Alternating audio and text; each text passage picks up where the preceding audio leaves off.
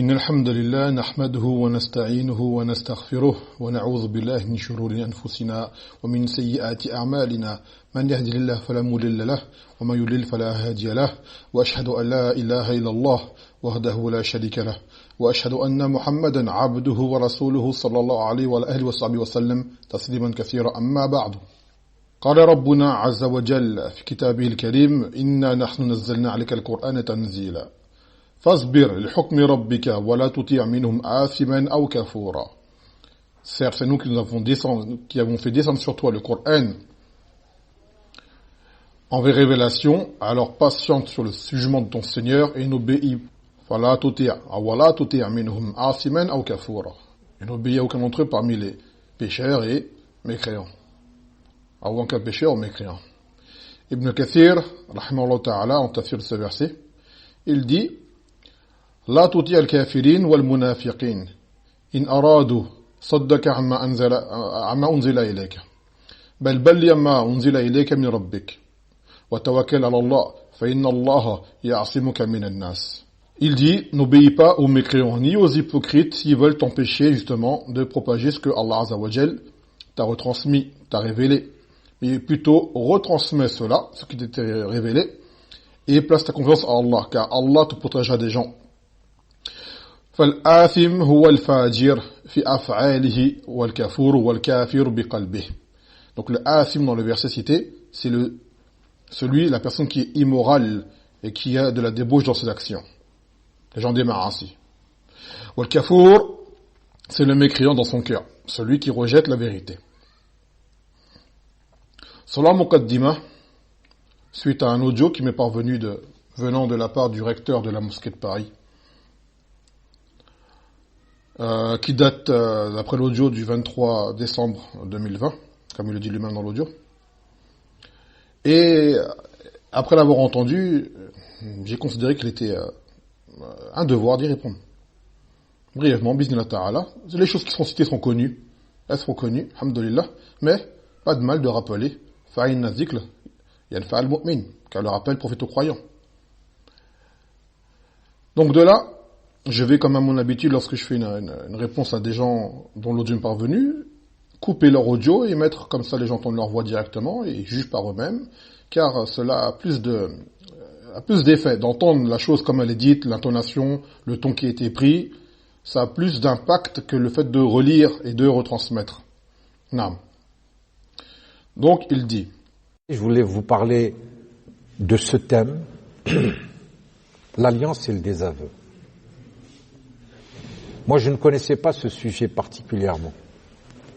Et je suis tombé vraiment par hasard sur l'interprétation de l'Wala ou al-Bara, l'alliance et le désaveu, d'un certain Fawzan, que je connais pas personnellement. C'est pas ma littérature habituelle. Tout à son honneur de le reconnaître, tout comme il est dramatique pour une personne comme lui, qui est né en islam, car à la base c'est un Algérien, qui est né en Algérie.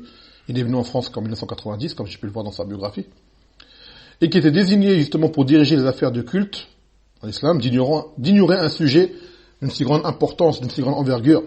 Dans le prophète sallallahu alayhi wa sallam nous a dit sur Ibn Abbas, Inna awthaq wara al-iman al-mawalatu fillah wal-mu'adatu fillah wal-hubbu fillah wal-bughd fillah, qui est que la lance la plus solide, la plus fiable de la foi, c'est le fait de s'allier en Allah et de faire preuve d'aversion en Allah et l'amour en Allah et le fait de détester en Allah.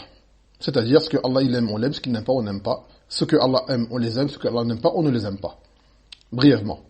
Et rapporté par Tabarani, c'est le hadith 11537. Et malgré qu'il ait reconnu justement son ignorance sur le sujet, il n'a pas pour autant eu la modestie de prendre le temps d'apprendre et d'analyser pour comprendre qu'est-ce qu'il en est, plutôt que de faire des jugements hâtifs, comme cela va suivre. Thumma, ba'da zalika, après cela, il dit. C'est pas ma littérature habituelle. Et quand j'ai lu ce qu'écrit Cheikh Fawzan, je suis tombé par terre. Et je me suis posé la question, est-ce que vraiment moi je suis musulman? Parce que toute ma culture, depuis que je suis jeune, c'est pas ça qu'on m'a appris. L'islam, ce n'est pas ça.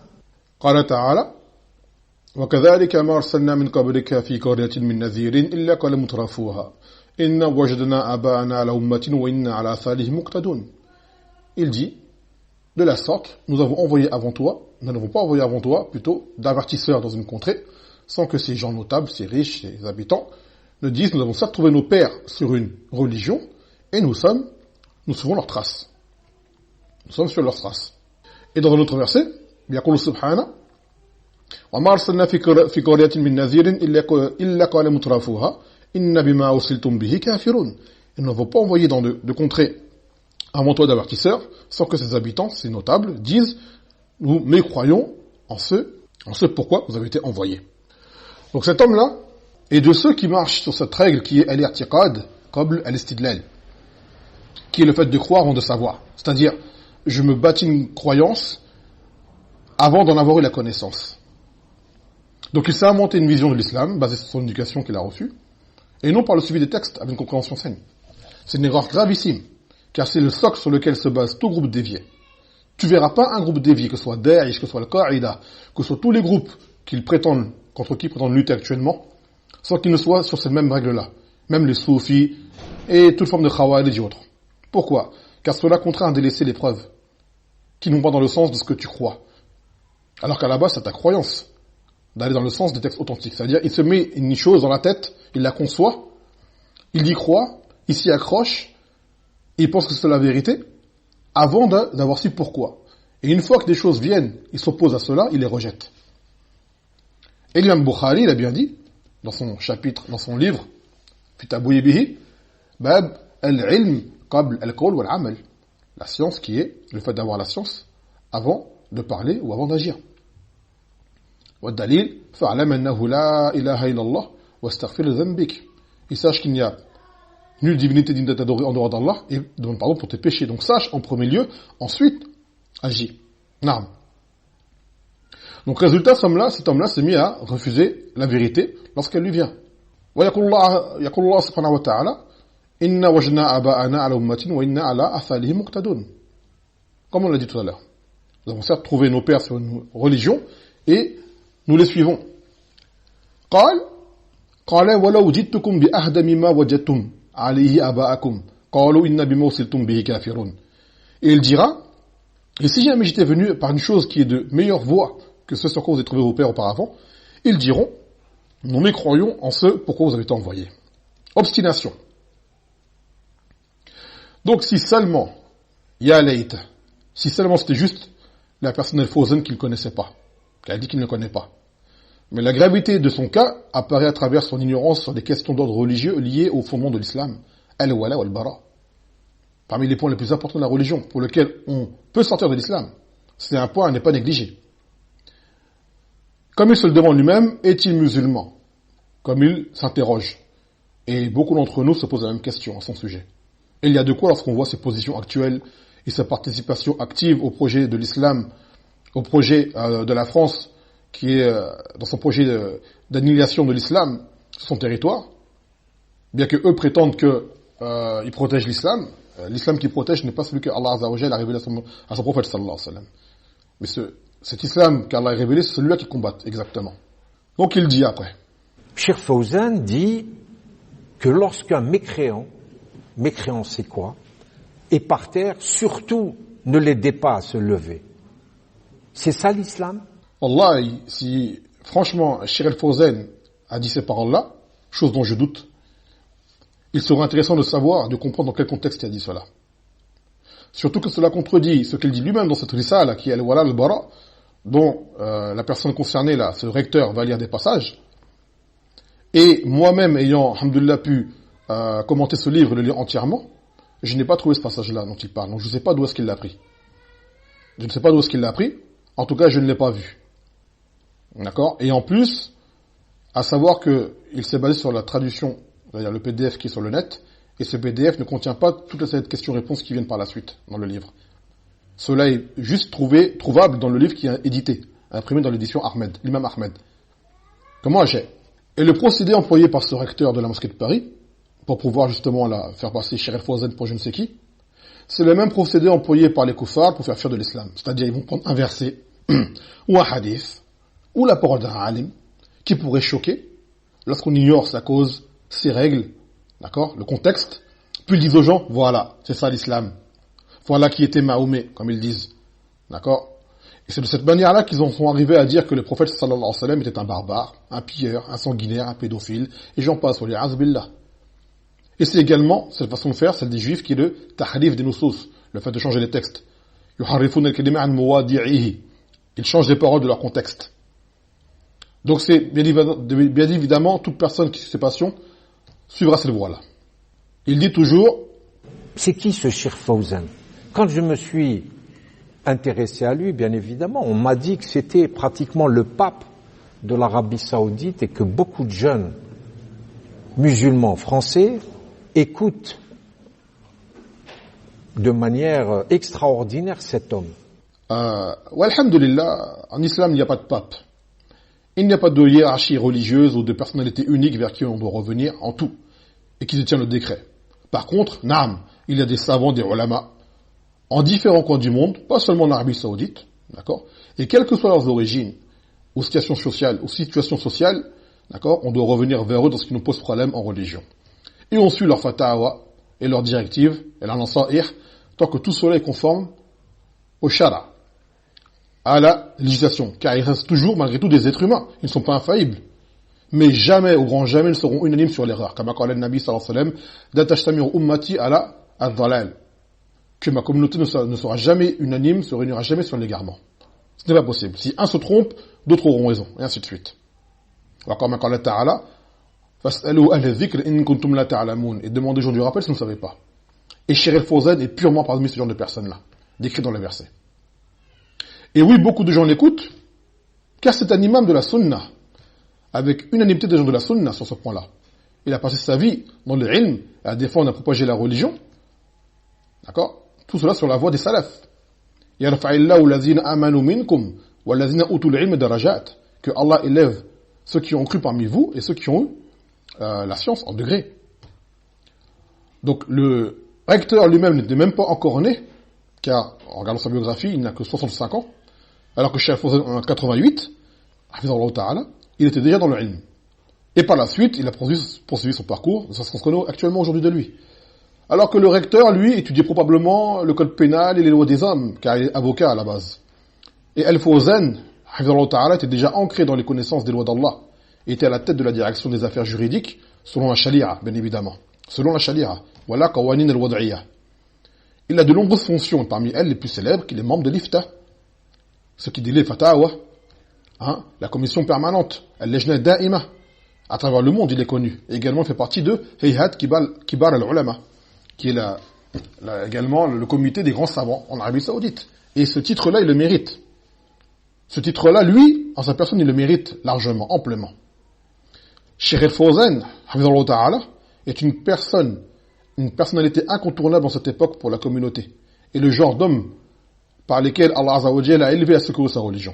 Contrairement aux adeptes de cet islam de France-là, religion inventée dont le but n'est pas de plaire au créateur, mais à la créature. Et quelle créature? La plus vile des créatures qui sont les kuffar. Min akhbath an-nas. Et tout cela en quoi? En but d'obtenir une part de ce bas monde, wa li'az billah.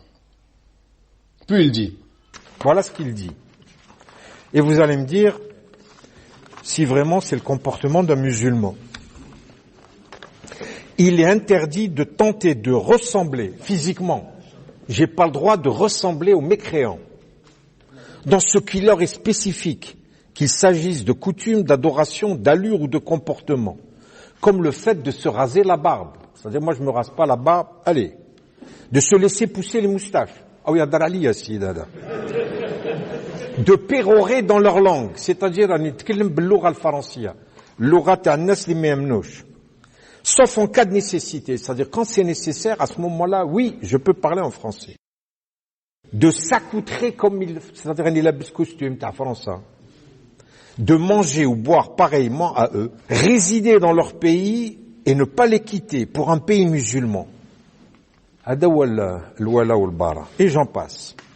Leur accorder des postes au gouvernement, les employer en tant que confidents et conseillers, suivre leur calendrier. Aujourd'hui, on est le 23 décembre, la veille de Papa Noël. Allez, on y va. participer à leurs fêtes, les couvrir d'éloges, porter leur nom. Est-ce que c'est ça la religion musulmane? Ah oui, tout à fait, wa rabbil Kaaba. Wallahi. Tout cela fait partie totalement de l'islam. Et il n'est pas étonnant que les kuffars aient choisi un homme de la sorte comme ce recteur pour représenter leur mosquée, la grande mosquée de Paris, comme ils l'appellent, et servir leurs intérêts. Car il est certain qu'appliquer les jugements cités dans Al-Wala wal-Bara, d'accord, va à l'encontre totale de ce qu'ils souhaitent. Donc la personne qui voudra travailler et être à leur solde sera obligée de contredire cela. Mais le adib, c'est que plutôt que d'exposer les choses comme il s'agit, les choses telles qu'elles sont, comme s'il s'agissait de jugements sortis de la tête de Sheikh el-Fawzan, il aurait été plus honnête pour le recteur de citer les preuves dans lesquelles se base Sheikh el-Fawzan et de les débattre, car dans le livre, il cite dans chaque parole le verset, le hadith qui va avec. Il ne parle pas de lui-même. Mais bien entendu, comme c'est des choses qui n'auraient pas été possibles, c'est-à-dire de débattre les preuves, donc qu'est-ce qu'on fait? On affile la parole à l'homme directement. Un peu comme ils font les autres, ils disent la wahhabiyya, pour traiter les salafis de wahhabites, car l'imam Mohammed ibn Abdul Wahhab a combattu le soufisme et le shirk. Donc plutôt que de donner les versets qu'il a donnés, les hadiths qu'il a donnés, ils ont dit al-wahhabiyya, directement. Ils disent, les wahhabiyya, ils disent, non, c'est Allah qui dit, son messager qui dit, les salafs qui disent. C'est comme ça qu'il faut parler, si on est vraiment honnête. Donc on va répondre, Inch'Allah, aux questions que se pose le recteur, pour lui enseigner brièvement ce qu'il ignore, ou plutôt ce qu'il a l'air de faire mine d'ignorer. Donc parmi les plus grandes preuves de l'interdiction de ressembler aux kuffars, aux mécréants, ce que l'on répète au moins 17 fois par jour, dans les salawats que l'on accomplit, qui sont le deuxième pilier de l'islam, chose qui fait de nous des musulmans. Hein? Qu'est-ce qu'on dit? Ihdina sirat al-mustaqim, sirat al-lazina an'amta alayhim, ghayril maghdubi alayhim wala dhalin. Guide-nous sur le chemin droit, le chemin de ceux dont tu as comblé de bienfaits, et non pas de ceux qui ont couru ta colère et des égarés. C'est le 6e et 7e verset d'Al-Fatiha, au cas où le recteur n'aurait pas fait attention et qu'il n'aurait pas compris le sens. Donc, on demande bien à Allah Azza wa Jal dans cette sourate, qui est A'zam Surat al-Qur'an, que Allah ne nous fasse pas suivre leur voie. Ceux qui ont connu sa colère et les égarés. Qui sont-ils? Quelle bonne question. Qui sont-ils? Dans le tafsir du Coran, les ulama expliquent bien qu'il s'agit quoi? Des juifs et des chrétiens. Et toute personne qui est liée au kufr à la base. Donc, déjà dans la Fatiha, voilà le bara direct. Wa tahrim tashabul bi kuffar direct. Cela suffirait à lui seul. Mais bon. يقول الله سبحانه وتعالى ولا تكونوا كالذين نسوا الله فأنساهم أنفسهم أولئك هم الفاسقون لا يستوي أصحاب النار وأصحاب الجنة أصحاب الجنة هم الفائزون. Ne sois pas comme ceux qui ont oublié Allah, Allah fait qu'ils sont oubliés eux-mêmes. Et ceux-là, ce sont les pervers. Ne sont pas égaux les gens du feu et les gens du Jannah, les gens du paradis. Les gens du Jannah sont eux les victorieux. Versets 19 et 20 de Surat al-Hashr, l'Exode, si le recteur veut aller vérifier, lorsqu'il prendra le temps, Inch'Allah, d'ouvrir le Mus'haf pour le lire en vue de le comprendre, bien évidemment. Donc la question qu'on pose, c'est qui sont ces gens qui ont oublié Allah et dont il nous a interdit d'être comme eux? Qui sont-ils? Et qui sont ces gens qui seront au feu et qui ne sont pas égaux aux gens du Jannah? Qui sont-ils? Toujours concernant ce tahrim de tashabbuh bil kuffar, de fait de ressembler aux kuffar, sur ibn Omar, قال رسول الله صلى الله عليه وسلم من تشبه بقوم فهو منهم. Qu'il a dit le Nabi sallallahu alayhi wa sallam, le hadith qui est très connu, que ceux qui ressemblent à un peuple, il en fait partie. Il en fait partie. C'est le hadith, c'est le 4031e hadith, c'est Sunan d'Abu Daoud, si le recteur veut aller vérifier. كذلك, selon Anas ibn Malik, رضي الله عنه, قال النبي صلى الله عليه وسلم, il a dit ça à propos justement du fait que les juifs, les yahoud, ne laissaient pas la femme qui avait ses menstrues vivre avec eux et manger avec eux. Il n'avait aucun contact avec elle, il les mettait à part. Lorsqu'il est interrogé, le Nabi sallallahu alayhi wa sallam, qu'a-t-il dit? Isna'u kulli shay'in illa nikah. Faites toutes choses à part les rapports directs, les rapports sexuels directs. فبلغ ذلك اليهود فقالوا ما يريد هذا الرجل أن ندع من أمرنا شيئا إلا خالفنا. Ils ont dit quoi les Yahoud? Que cet homme-là ne nous a pas vu faire une chose sans qu'il nous contredise. Tout ce qu'on fait, il nous contredit. Yallah, هذا من أفعال النبي صلى الله عليه وسلم على اختلاف لسان اليهود أعداؤه. Ses propres ennemis l'ont reconnu que quoi qu'il fasse, il s'oppose à eux, il fait le contraire.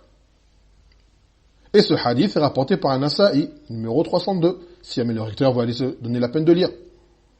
Et Cheikh l'Islam, rahimahullah ta'ala ibn Taymiyyah, il a un ouvrage complet, un gros volume, qui s'appelle Iqtida as-Sirat al-Mustaqim, dédié spécifiquement à ce sujet dans lequel il rapporte le consensus que cela n'est pas permis de ressembler aux kuffar, qu'il faut s'opposer à eux dans les choses citées. Non. Mais bon, vu l'effet que lui a fait cette simple risala de Cheikh Fawzan, cette risala qui dépasse même pas les 20 pages, d'accord, au point d'en tomber par terre, on le conseille de ne pas rester seul s'il lit le livre de Cheikh l'Islam, car on ne sait pas quelle réaction physique ou traumatisme émotionnel il pourrait lui causer ce livre. Allah alam comment il pourrait réagir, miskin. Il a l'air d'être une personne sensible. Taïb, en ce qui concerne la barbe, et le fait de laisser de tailler la moustache, chose qui a l'air de surprendre le recteur, toujours selon Ibn Omar, radiyallahu anhu, أن النبي صلى الله عليه وسلم قال خالفوا المشركين وفروا اللحى وأعفوا الشوارب. Il a dit quoi, le Nabi sallallahu alayhi wa sallam? Opposez-vous aux mushrikines, contredisez-les. Dans quelle forme? Laissez pousser les barbes et tailler les moustaches. C'est un ordre. Waffiru al-luha. Un ordre. Et un ordre, ça implique l'obligation. Donc on n'a pas une chose qui amène le contraire. Et il a dit quoi au début? Khalifu mushrikin. C'est-à-dire on ne fait pas comme eux. Car les Arabes avant avaient la barbe, mais avaient les moustaches. Et les Majous, qui étaient adorateurs du feu, se rasaient la barbe, d'accord, mais laissaient pousser les moustaches. Et ainsi de suite. Également les gens du livre, ils avaient la barbe. Les Juifs, jusqu'à aujourd'hui, ils ont la barbe, mais ils ont les moustaches également. Donc je doute qu'on puisse faire plus clair sur la question que ce hadith. Et ce hadith, qui a été rapporté dans les deux authentiques par Al-Bukhari, au numéro 5891, et Muslim au numéro 259, si le lecteur va les vérifier. Et Al-Bukhari même a fait un tabouib, un bab, intitulé I'fa al-Luha, c'est-à-dire le fait de laisser pousser la barbe. Un chapitre là-dessus, avec les hadiths qui vont avec.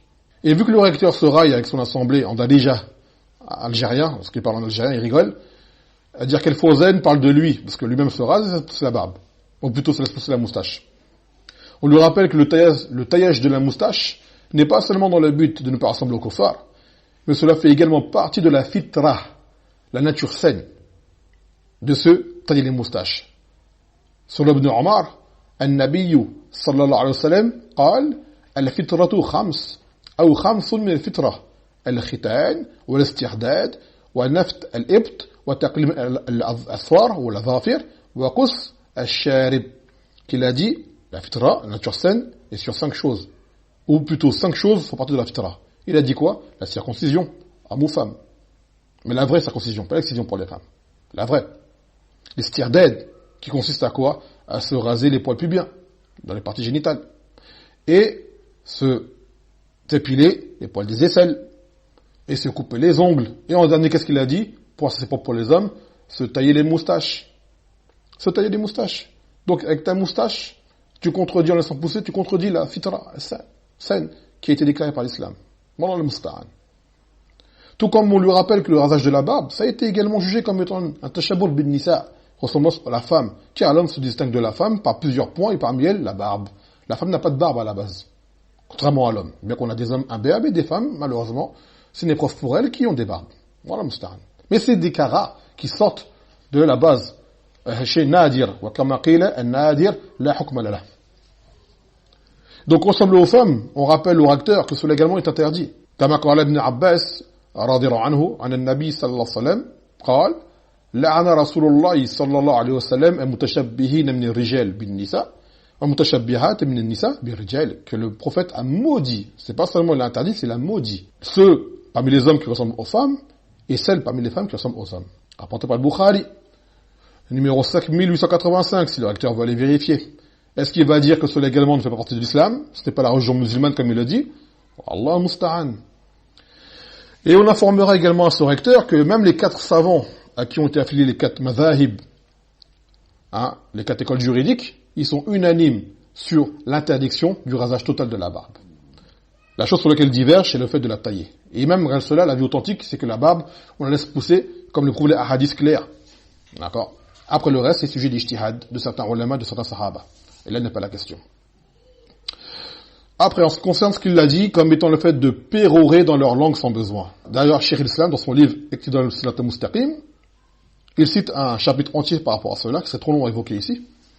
et dans lequel il dit que l'imam Abu Bakr ibn Abi Shayba, dans son Musannif, rahimahullah ta'ala, a rapporté de Omar ibn Khattab qu'il a dit Ma takallama rajulu al-farisiyya illa khabba, wa la khabba rajulun illa naqasat muru'atuh.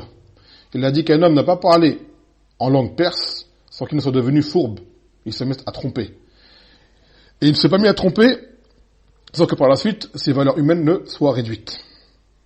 Et d'autres athars des salafs qui montraient que le fait de parler en langue non arabe sans besoin, cela était une chose qui n'était pas bon. Cheikh al-Islam lui-même dit que cela, que quelqu'un qui parle la langue arabe, clairement, et qui parle la langue arjamiyya, non arabe, sans besoin, en continu, cela amènera à une forme de nifaq par la suite. Wali'adh billah. Mais c'est beaucoup trop loin de citer tout ce qu'il a dit dans le livre, mais les passages sont présents. Si le recteur veut aller lire le livre, le fait de s'habiller comme eux, de manger comme eux, bon, je pense que ce qu'on vient de dire à l'instant suffit. En ce qui concerne le fait de ne pas vivre chez eux, oui, cela est clair, c'est ma'rouf, ça s'appelle la hijra. Comme cela accompli par le prophète sallallahu alayhi wa sallam de Mecca et Médine, parce que Mecca est encore une terre de kufr. Cela est connu. Qu'Allah azza wa jal, inna alladhina tawaffahumul malaikatu zalimi anfusihim qalu fima kuntum qalu kunna musarrafina fil ard qalu wa lam takun ardullahi wasi'atan fatuhajiru fiha fa'ulaika ma'wahum jahannam wa sa'at masira. Ceux dont les anges arrachent leurs âmes alors que c'était injuste envers eux-mêmes, ils diront où on était où dans votre religion? Ils diront nous étions du nombre des affaiblis sur terre. Ils ont dit la terre d'Allah n'était pas assez vaste pour faire la hijra, pour émigrer. Ceux-là, ce sont les gens dont le feu sera la destination, et quelle mauvaise destination. C'est le verset 97 de la sourate des femmes, si le lecteur veut aller lire le Coran. Naam. وقال النبي صلى الله عليه وسلم كما جاء عن جرير بن عبد الله رضي الله عنه أنا بريء من كل مسلم يقيم بين أظهر المشركين قالوا يا رسول الله لما قال لا تراءى نراهما. Qu'il a dit le Nabi sallallahu alayhi wa sallam, je suis innocent de tout musulman qui vit au milieu des mouchriquines, associateurs et mécréants, bien évidemment. Et ils l'ont dit, et pourquoi? Au message d'Allah, il a dit, afin que leur feu ne se voit pas. Il a bien dit un feu, il n'a pas dit leur maison. Un feu, c'est-à-dire que tu sais c'est quoi un feu? Dans la nuit, ça se voit à l'autre bout, à des kilomètres, ça se voit un feu. Eh bien, ça ne doit pas se voir. Tellement on doit mettre une distance entre nous et eux. Naam. Et le hadith rapporté par Abu Daoud, 2645, si le recteur va aller lire. Et Al-Fawzan, malgré tout dans son livre, quand il parle de ne pas vivre avec les kuffars, ce n'est pas dans l'absolu. Il a mis une condition qui est connue chez l'ulama, c'est que la personne ne soit pas en mesure d'extérioriser sa religion. S'il peut le faire, cette hijra n'est pas obligatoire pour lui. D'accord? Mais s'il ne peut pas, elle doit le faire. Ce n'est pas dans l'absolu. Le mec de l'ulama voit dans l'absolu. Et lui, il ne voit pas cela. Donc dire les choses comme elles sont, ne pas essayer de tromper les gens et leur faire croire qu'elles font zen, avec des paroles ahurissantes et des paroles marginales. Taïeb. Après son problème, c'est le fait de confier aux kuffars des postes de confidents et autres. يقول الله سبحانه وتعالى يا أيها الذين آمنوا لا تتخذوا بطانة من دونكم لا يلؤنكم خبالا ودوا ما غنمتم قد بدت البغضاء من أفواههم وما تخفي صدورهم أكبر قد بينا لكم الآيات إن كنتم تعقلون. Il a dit quoi? Oh vous qui avez cru, dans le sens, oh vous qui avez cru, ne prenez pas de confidents en dehors de vous, c'est-à-dire en dehors de vous les mu'minines, en dehors de vous les muslimines. D'accord? Car ils ne failliront pas à vous bouleverser, c'est-à-dire les kuffars. Et la haine est déjà apparue de leur bouche. Et ce que leur poitrine renferme est pire encore. Et nous avons déjà clarifié les versets afin que vous puissiez raisonner. Pour que tu raisonnes, c'est Allah Azza wa Jalla qui le dit, de ne pas les prendre comme confidents. Donc on n'en a pas de poste, même chez les kuffars, quelqu'un qui n'est pas sur ton régime, sur ton idéologie, tu vas pas mettre à un poste pour qu'ils connaissent tes secrets, connaissent tes démarches pour qu'en plus par la suite ils puissent te nuire. Ça c'est une chose qui, même les kuffars ne le font pas. Ça c'est une chose qui est évidente. Je ne sais pas comment cela peut surprendre cet homme-là. D'accord? Voilà le Musta'an. C'est verset 118, surat Al-Imran, si le recteur veut aller le lire, bien évidemment. وعن أبي سعيد الخدري رضي الله عنه أن النبي صلى الله عليه وسلم قال لا تصاحب إلا مؤمنا ولا يأكل طعامك إلا التقي. Qu'il a dit le Nabi sallallahu alayhi wa sallam, ne fréquente que le croyant et seul le pieux mange de ta nourriture. Ne fréquente que le croyant. La chose elle est claire ou pas? Et le hadith rapporté par Abu Daoud, qui est le numéro 4832, si le recteur veut aller lire, bien évidemment.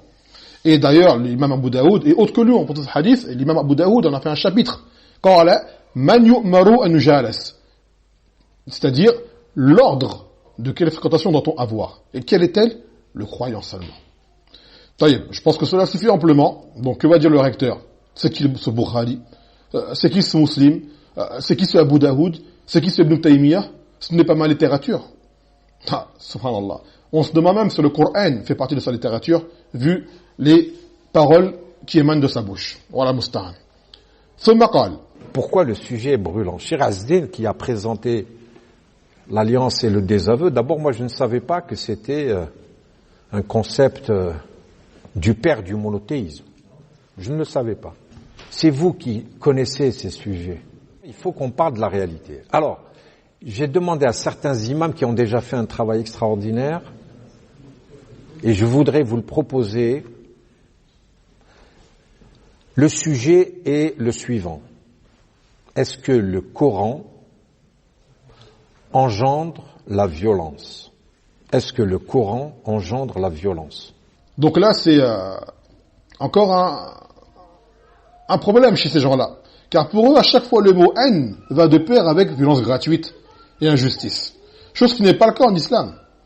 Allah Azza wa Jal nous a, dans maintes versets, appelés à détester les kuffars, mais nous a interdit de les léser dans leurs droits. Ils ont des droits également. D'accord? Et ces droits, on doit les observer. Donc il faut faire la part des choses. Je te déteste, je te haïs, mais je ne te ferai pas de mal. Au contraire, je t'appelle à la vérité, je t'appelle au bien. Et je respecterai tes droits. Al-Fawzan l'explique clairement dans ce livre, que le recteur n'a pas pris le temps de lire entièrement. Cheikh Fawzan le cite vraiment, que leurs droits doivent être respectés, qu'on n'a pas le droit de les agresser, et de les nuer, de leur porter préjudice, de leur nuire, ou tout ce qui est attentat, acte terroriste, tout ça, il est contre à 100%. À 100%.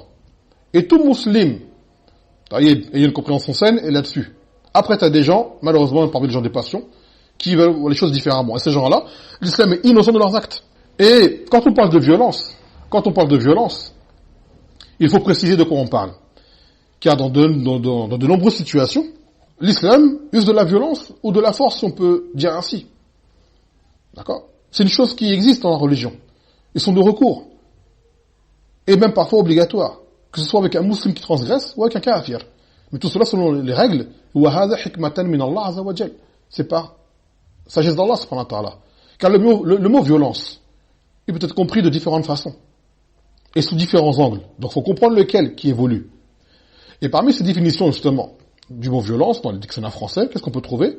Action physique ou psychologique accomplie pour obliger autrui à faire ou ne pas faire quelque chose.